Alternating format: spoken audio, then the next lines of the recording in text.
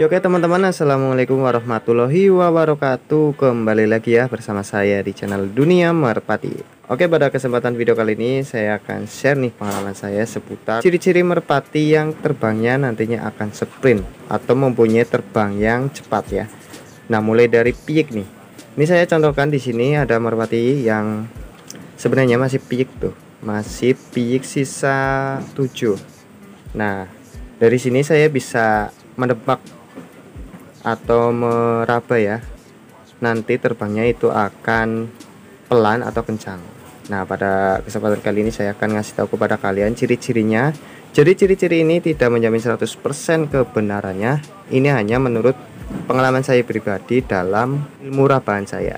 Oke, jadi simak terus videonya sampai selesai. Dan untuk kalian ya yang baru gabung, jangan lupa ya ditekan dulu tombol subscribe-nya dan aktifkan tombol loncengnya supaya kalian tidak ketinggalan jika di channel Dunia Merpati ini upload video terbaru seputar burung merpati. Oke, kenapa saya berbagi pengalaman melalui merpati yang masih piyik ini? Kenapa nggak dewasa saja? Nah, mungkin dari teman-teman ada yang membutuhkan ya. Mungkin yang mau beli merpati terus menemukan merpati yang masih piyik, ataupun jika teman-teman lagi bertamu ya ke rumah teman dan mempunyai merpati, nah kalian sudah bisa nih memprediksi merpati itu bagus apa enggak dalam segi gaya terbangnya. Nah, maka dari itu saya akan buatkan dari piyik ya, atau mulai dari piyik. Nah, siapa tahu ada teman-teman yang membutuhkan cara-cara ini. Oke, apa saja sih ciri-cirinya untuk mengetahui merpati itu nanti terbangnya akan kencang? Nah, dari sini saya akan jelaskan dulu dari segi bodinya ya. Nah, biasanya bodi merpati yang terbangnya itu kencang itu biasanya kenyal dan agak keras. Nah, di sini nih masih piyik, tadi piyik 7 ya, tapi bodinya sudah gede nih, ataupun sudah membulat dan membentuk seperti merpati yang sudah dewasa. Nah, mengapa saya contohkan kepada kalian dari segi bodinya ini sudah kelihatan. Ini pasti terbangnya itu pasti nanti akan kencang. Nah, kenapa saya bilang begitu? Karena menurut pengalaman saya yang saya dapatkan, ternyata bodi sangat berpengaruh banget dalam proses terbang juga. Nah, kenapa saya bilang begitu? Nah, jadi ini bodinya tuh bulat nih, bulat, kenyal dan agak keras. Oh ya, mohon maaf ya di sini karena banyak angin, anginnya kenceng ya, bukan banyak angin, anginnya kenceng, jadi ada sesuatu benda yang terkena angin jadi bunyi-bunyi ya, mohon dimaklumi ya. Yang penting suara saya masih jelas ya. Oke. Nah, oke, kita lanjut dari pembahasan bodi ya. Nah, bodinya itu bulat dan agak keras, kenyal, bulat dan agak keras. Nah, biasanya merpati seperti itu sprintnya atau terbangnya itu kencang. Nah, nih bisa kalian perhatikan ya, bandingkan dengan lengan saya atau jari saya, telapak jari saya ini, telapak tangan ya, dengan bodi merpatinya nih. Tuh, kalian bisa bandingkan, hampir sama ya lebarnya. Nah, ini merpati lumayan besar menurut saya. Nah, itu dari segi bodi ya. Terus kita lanjut dari segi supit udang.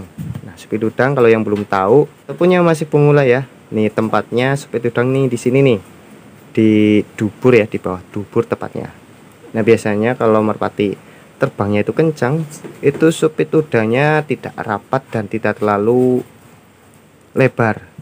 Nah, yang pasti biasanya kalau terbangnya sprintnya cepat itu tidak terlalu lebar supit udangnya. Nah, meskipun rapat, biasanya itu teksturnya itu agak lembek ya, atau agak lentur. Nah, ini termasuk agak rapat, cuman lentur nih. Nah, cara mengeceknya di sini. Nah, itu juga berpengaruh saat terbang nih merpatinya. Nah, mari kita lanjut yang selanjutnya ya, yaitu dari segi sayapnya nih. Tuh, kita lihat dulu sayapnya. Nah, biasanya bentuk sayap merpati yang terbangnya sprint itu agak bulat-bulat dan tidak terlalu rapat ya, yaitu antar bulunya itu tidak terlalu rapat. Nah, jadi jarak antar bulu ini ada celahnya tuh. Ini saya sudah lebarkan. Nah, seperti ini ya. Tuh. Ini yang sebelah. Nah, biasanya kalau merpati seperti ini itu terbangnya itu 3/4 ataupun semi. Nah, biasanya kalau lebih rapat lagi itu bisa terbang full nitik. Nah, itu juga tergantung dari kelenturan tulangan bulunya. Jika semakin lentur biasanya burung tersebut bisa terbang lebih tinggi. Nah, itu menurut pengalaman saya nih. Nah, dari segi tulangan juga kalau merpati yang terbangnya kencang itu pasti tulangannya keras. Nah, sudah saya buatkan juga videonya, sudah beberapa part gitu ya. Jika kalian belum menyimak silahkan kalian simak aja untuk mengetahui merpati itu terbangnya sprint atau enggak ya. Nah, saya sudah buatkan videonya, silahkan kalian tonton saja.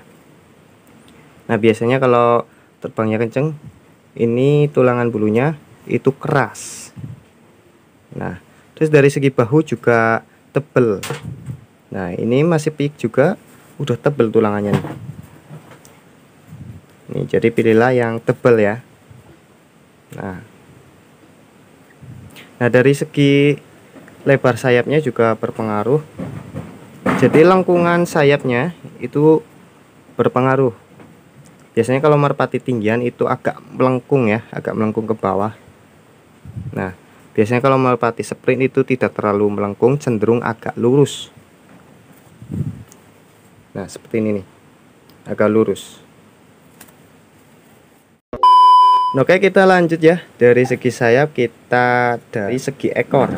Nah, segi ekor juga berpengaruh nih dalam mengetahui merpati itu terbangnya sesek atau pelan.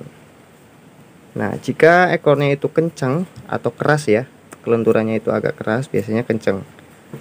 Nah, kalau saya utamakan di bagian tengah itu keras ya, terus di bagian belakang itu lentur.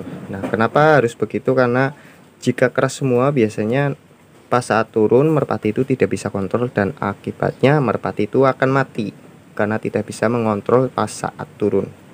Nah, jadi pilihlah ekor yang keras terus ujungnya itu lentur supaya bisa mengimbangi saat proses turunnya. Nah, juga dari kelebaran bulu ekor juga ngaruh.